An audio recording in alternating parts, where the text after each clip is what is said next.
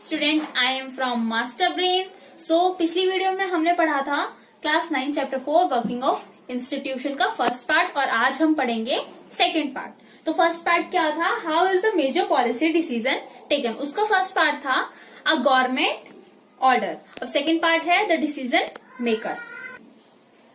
वो decided to issue memorandum. कौन decide करता है, कौन डिसाइड करता है मेमोरेंडम के इश्यूज को। इसको हम क्लियरली पढ़ेंगे। Clearly such a big decision could not have been taken by the person who signed that the government. अब देखो, कोई बड़ा डिसीजन होता है तो वो अकेले तो नहीं लिया जाता, काफी सारे लोग होते हैं, काफी सारे मिनिस्टर्स होते हैं इसको डिसीजन को लेने के लिए। तो जो पर्सन साइन करेगा डॉक्यूमेंट्स को वो डिसीजन नहीं लेगा। Officer was merely implementing the instruction given by the Minister of Personnel, Public Grievances and Pensions of which the department was a part. अब इसको कौन से ऑफिसर्स लेंगे, किसके, मतलब जो इंस्ट्रक्शन देते हैं। कौन इंस्ट्रक्शन देता है? Minister of personnel public grievances and pensions. उन पे लागू जो करते हैं, जो भी एक डिपार्टमेंट का पार्ट है वो इस डिसीजन को लेते हैं। ठीक है, वही जो साइन करता है वो नहीं लेता इस डिसीजन को। जो ये लोग होते हैं minister of personnel public grievances and pensions, ये लेते हैं उस डिसीजन को। We can guess that such a major decision would have involve major functionaries in our country. हम सब ने गेस किया कि जो मेजर डिसीजन होता है उसमें कोई ना कोई मेजर फंक्शनरीज होते हैं हमारी कंट्रीज के, जो कि उसमें इन्वॉल्व होते हैं। You have already read in the previous class, आपने प्रीवियस क्लास में पढ़ा होगा कि कुछ मेन पॉइंट्स दे रखे हैं यहाँ पे। तो पहला पॉइंट क्या दे रखा है, president is the head of the state. जो प्रेसिडेंट होता है वो स्टेट का हेड होता है। 1 मार्क का क्वेश्चन यहाँ से बनेगा आपका। And is the highest formal authority in the country. और इसके पास क्या होती है, इसके पास सबसे ऊंची फॉर्मल अथॉरिटी होती है कंट्री की, सबसे ऊंची बस फॉर्मल अथॉरिटी होती है। मतलब काम कौन करता है, काम प्राइम मिनिस्टर करता है, लेकिन केवल साइन कौन करता है, साइन प्रेसिडेंट करता है। अगर प्रेसिडेंट के साइन के बिना कुछ भी नहीं होता। Prime minister is the head of the government. जो प्राइम मिनिस्टर होते हैं वो गवर्नमेंट के हेड होते हैं। अब देखो, कोई गवर्नमेंट का हेड है तो वो गवर्नमेंटल पावर्स पे काम करेगा, एक्सरसाइज करेगा। तो वही यहाँ पे नीचे दे रखा है, actually exercise all the governmental powers. He take most of the decision in the cabinet meeting. ये काफी सारे डिसीजन जो होते हैं, ज्यादातर डिसीजन ये कैबिनेट मीटिंग में ही लेते हैं। Next point is of the president and 2 houses. जो पार्लियामेंट है वो कंसिस्ट करता है प्रेसिडेंट को और 2 हाउसेज को। 2 हाउसेज ऑफ पार्लियामेंट कौन कौन से होते हैं, Lok Sabha and Rajya Sabha. The prime minister must have the support of the majority of the Lok Sabha members. जो प्राइम मिनिस्टर होता है उसके सपोर्ट होता है, किस चीज का सपोर्ट होता है उसके पास, लोकसभा के मेंबर का मेजोरिटी में सपोर्ट होता है।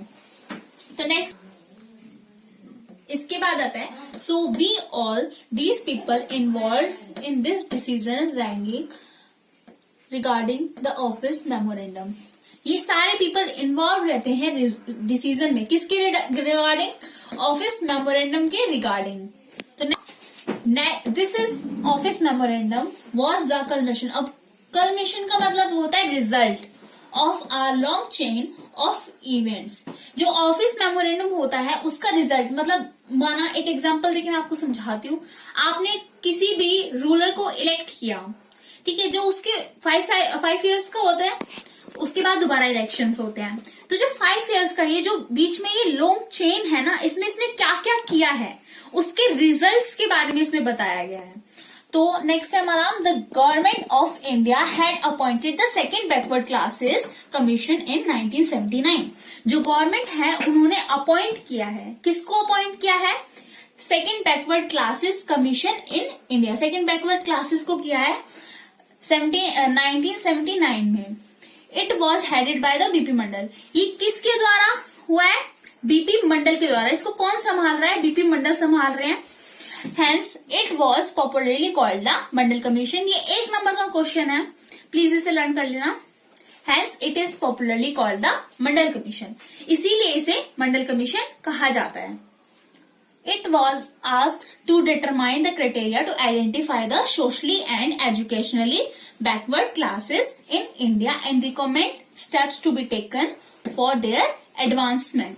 अब यहाँ पे दे रखा है कि किस लिए बोला गया है, डिटरमाइन करो उस क्राइटेरिया को और आइडेंटिफाई करो socially and educationally backward classes को इंडिया में, और रिकमेंड करो यानी कि उनकी सिफारिशें जो भी उनकी सिफारिशें हैं उनके लिए, उनके ऊपर स्टेप्स लो उनके एडवांसमेंट के लिए।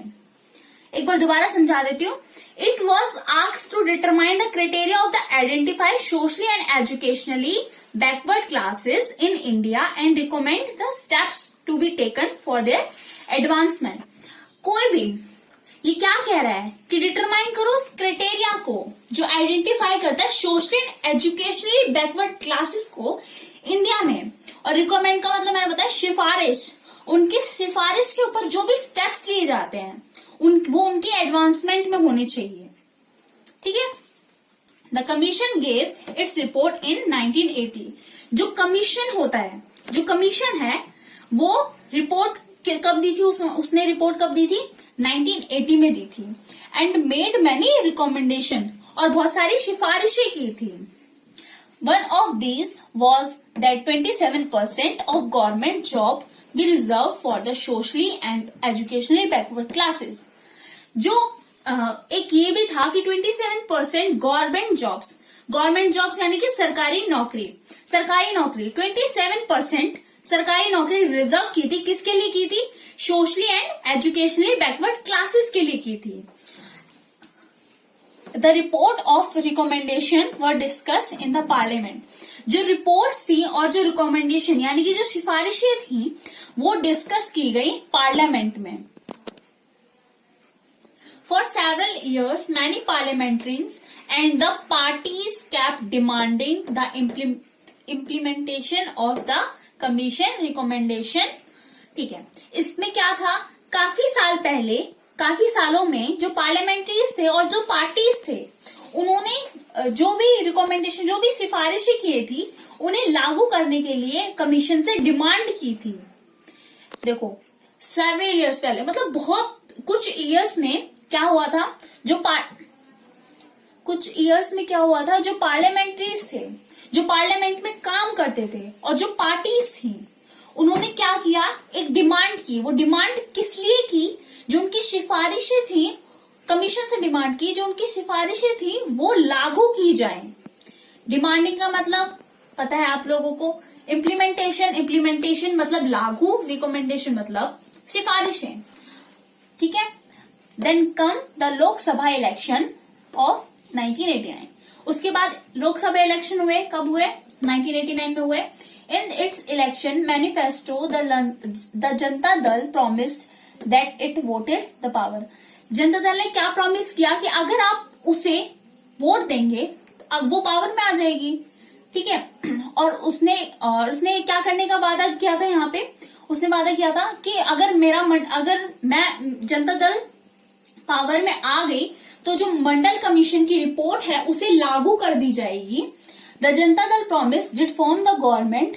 जनता दल ने कहा था कि अगर मेरी गवर्नमेंट बन गई इलेक्शन के बाद, ठीक है, Janata Dal did form the government after the election. Janata Dal की जो गवर्नमेंट थी वो बन गई थी इलेक्शन के बाद।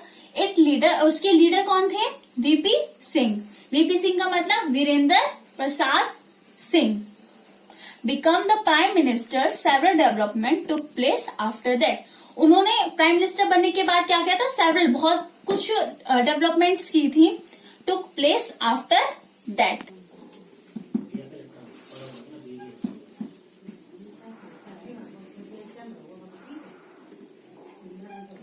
इलेक्शन के बाद एक लीडर, उसके लीडर कौन थे, VP Singh.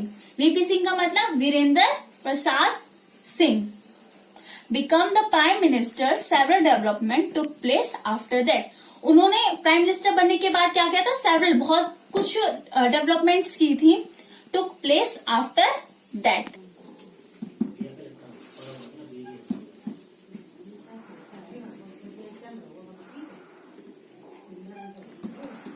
The President of India, in his address to the Parliament, announced the intention of the government implement and address to the Parliament announced the intention of the government to implement the recommendation of the Mandal commission. अब यहाँ पे president कौन है इस time पे India के?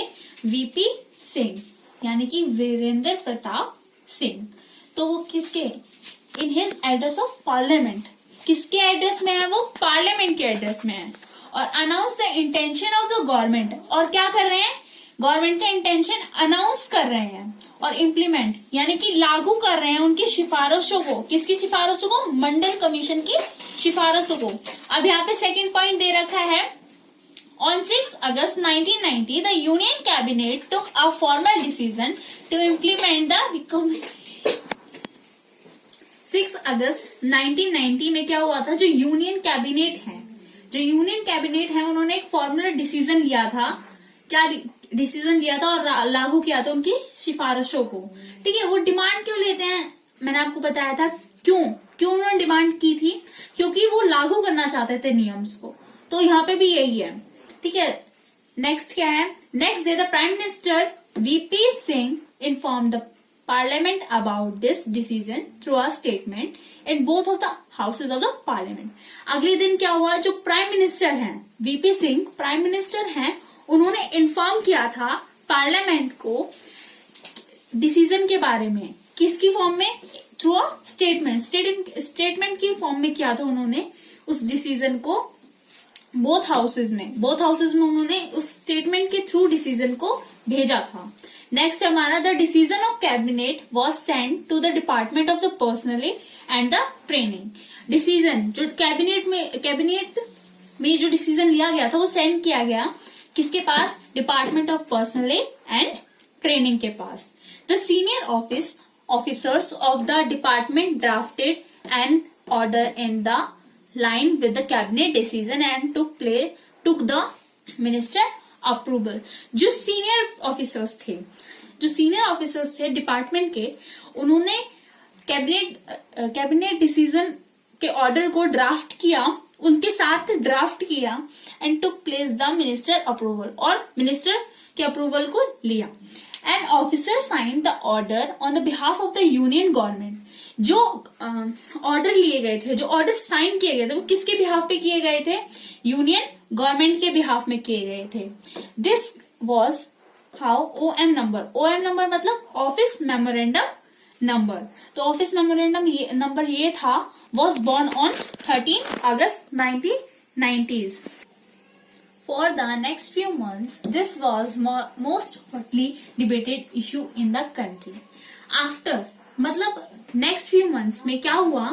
ये बहुत ज्यादा डिबेटेड हो गया, ये इशू बहुत ज्यादा डिबेटेड हो गया हमारी कंट्री में। Newspaper and magazine were full of different views and opinion on this issue. It led to widespread protest and counter protest, some of which were violent. जो न्यूज़पेपर और जो मैगजीन्स थी वो भर चुकी थी अलग अलग व्यूज से, अलग अलग इश्यूज के ओपिनियन से। सो इसके कारण क्या हुआ? विस्पर्ड प्रोटेस्ट यानी कि दंगे फसाद होने लग गए। काउंटर प्रोटेस्ट यानी कि जैसे अनकाउंटर होते हैं इस तरीके से होते हैं काउंटर प्रोटेस्ट। और नेक्स्ट क्या हमारा? सम ऑफ विच वर वायलेंट, और कुछ लोग तो वायलेंट भी होने लग जाते थे। People react strongly because this decision affected thousands of jobs opportunities. People react क्यों करते थे? strongly react क्यों करते थे? क्योंकि इस डिसीजन से क्या अफेक्ट हुआ? इस डिसीजन से थाउजेंड ऑफ जॉब अपॉर्चुनिटीज किसको मिली थी? ये आप कमेंट में लिख के भेजना, ठीक है। नेक्स्ट है some felt that extents of the inequality among people in different caste in India necessitated job reservation. कुछ लोग सम फेल्ट क्या हुआ? एग्जिस्टेंस ऑफ द अनइक्वालिटी होने लगी कास्ट को लेकर अनइक्वालिटी होने लगी पीपल में, डिफरेंट कास्ट को लेकर इन इंडिया में। और नेसेसिटेड जॉब रिजर्वेशन, क्योंकि जॉब किसके लिए थी? किसके लिए जॉब रिजर्व की गई थी? Backward and socially and educationally backward classes के लिए। तो इससे क्या होने लगा? अनइक्वालिटी होने लगी डिफरेंट कास्ट में। They felt this would give unfair opportunity to the communities. They felt, इन्होंने क्या फेल्ट किया कि ये तो फेयर अपॉर्चुनिटी देने लगे दूसरी कम्युनिटीज में, इन कम्युनिटीज में ये फेयर अपॉर्चुनिटी देने लगे। वो so far had not adequately been represented in the government employment. ये फार नहीं होता रिप्रेजेंट इन गवर्नमेंट एम्प्लॉयमेंट में। अदर फेल्ट दैट ये हम पढ़ेंगे नेक्स्ट क्लास में। तो अभी तक बस इतना ही। प्लीज जिसने अभी तक चैनल को सब्सक्राइब ना किया हो प्लीज बेल आइकन दबा दीजिए और प्लीज सब्सक्राइब कर दीजिए हमारे चैनल को और लाइक कर दीजिए सारी वीडियोस को। और प्लीज कमेंट भी करना, जो आपके क्वेश्चंस होंगे, जो आपके डाउट्स होंगे, मैं कमेंट रीड करती हूँ और आंसर्स भी देती हूँ। Okay, thank you.